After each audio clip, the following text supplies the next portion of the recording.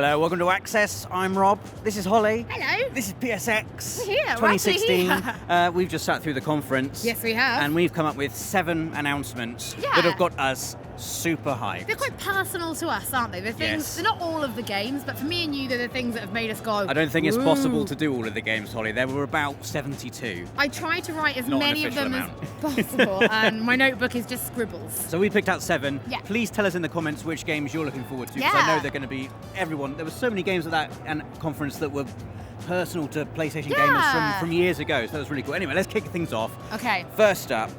Kick it off. How it ended. Yeah, with The Last of Us Part 2. Oh my, Part 2. Roman numerals, Rob. Which is a new engine. Naughty Dog have a new engine for the game. I think that was quite clear. I immediately loved the guitar string graphics. Oh my god, that's the best guitaring I've ever seen. The best guitar strings I've ever seen in a video, and in real life as well. I've seen Jackson play it, didn't look that cool. No. And it was so good. Oh. Just seeing Joel and Ellie back on the screen together, a little bit older, a little bit angrier. I mean, it was definitely. I mean, not that saying Last of Us, of course, wasn't a very violent and very bloody game, but even that as an opening was particularly violent, because at least with the Last of Us original announcement, it was very beautiful and lush. And this time was like, dude, everything's gone to hell and everyone's covered in blood. I mean, the song Ellie was singing, the whole theme of it was like, you know, we're not good guys. No. And we don't know anything about the story, but Ellie in the trailer was like, I'm going to kill every last one of them. Obviously, someone or a group of people have wronged Ellie, and she is not happy about it and would like to kill them all. And I imagine Joel's going to help her do that. The other game, the Naughty Dog working on, and second on our list. Yes. Uncharted: The Lost Legacy. Oh my god. Like, I remember grabbing you at the beginning, and I was like, I think I know who this is. And you were like, well, don't tell me. I did guess. I know no one will believe me. I did guess. If this is Uncharted, then I reckon this might be Chloe. You could see a little bit of the dark hair, her dark eyes. Like, it's been a long time since we've seen Chloe. Yeah. Maybe this could be Chloe. And my God, when she revealed her face, and Nadine's in it as well. And Nadine's a fast. Those fight scenes in Uncharted 4 with Nadine, I've got some of the best pictures ever of her, like kneeing them in the stomach. They're just really, really, really cool characters. The idea of playing as them is incredibly exciting. Awesome. I would love to know, does this mean, because I mean they always said that Uncharted 4 was it for Drake. Is Drake not in this? I reckon it's going to be a Chloe chapter. I mean, that's what we've seen. Chloe and Nadine. Yeah. I mean, Nadine as well is so cool. I've never been happier to get my ass kicked in a video game than when Nadine was kicking my ass in Uncharted 4. And I guess the way she just sort of sailed off at the end, and the way Chloe walked out at the end of hers as well. You know, I mean, in Uncharted 4, the only bit of Chloe you had was when he was in the attic and he found the picture and he was like, oh, for another time, Chloe. And this is the other time. I'm super excited to see her back. I absolutely loved Chloe in Uncharted 2. And it's Uncharted. It's more Uncharted. How can you not be excited about it? It looked amazing. Okay. Naughty Dog, how are you doing all this? Where are they finding the time? You're still not coping. You're going to be okay. Right, let's move on, Hollie. What have we got next? I've put the word remasters, because some of the most classics, and PSX is a celebration of that, right? It's big AAA hitters. We've just opened with 2. And then it's a celebration of stuff that has made us gamers. Yeah. So it's not only Crash Bandicoot, of which we saw some gameplay, and the Insane Trilogy.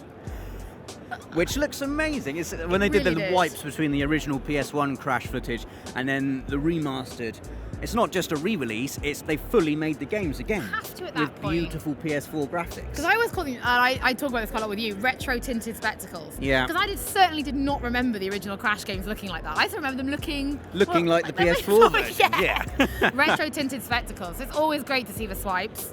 And then we got Parappa, You Gotta Believe. So you loved Parappa originally? I did love Parappa originally. My favourite out of that, though, I'm a huge fan of Loco Roco. Yeah, because there's Loco Roco and Patapon as well.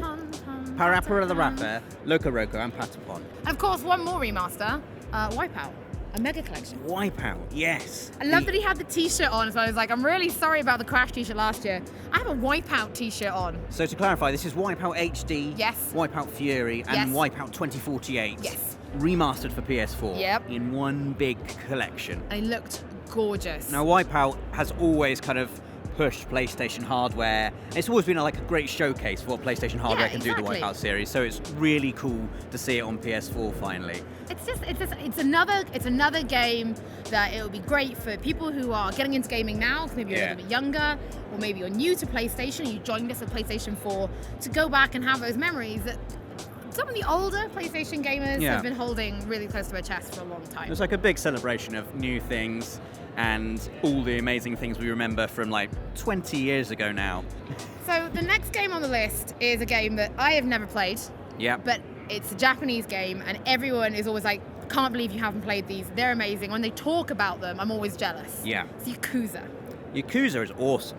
Like, I'm not an expert on the series. I played Yakuza 4 on PS3 and absolutely loved it.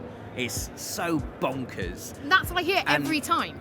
But it's like, I'm going to compare it to Metal Gear, not because they're similar games at all, but the tone of them, it's like Metal Gear has very dark seriousness married with really light-hearted eccentricity. Yeah. And that is what Yakuza's like. You have very dark themes in there. It's very violent. Yeah. Very dark and serious, and at other times it's absolutely ludicrous, hilariously funny. Can't wait. And it's like a big action, open world role-playing game with Yakuza people like kicking the crap out of each other, basically, using amazing martial arts skills. See, and that's what I want. Yeah. So when I saw that the latest one is coming to the West, and that we're having a remaster as well coming to the West, I was like, this is the perfect time for me to jump into Yakuza. I'm sure people in the comments section will be like, yeah, you really need to play Yakuza. Yakuza 4 was amazing. I mean, I need to play more of the games. But Yakuza 6, coming to PS4, hype. I'm very excited for that one. Cool. Next on the list then.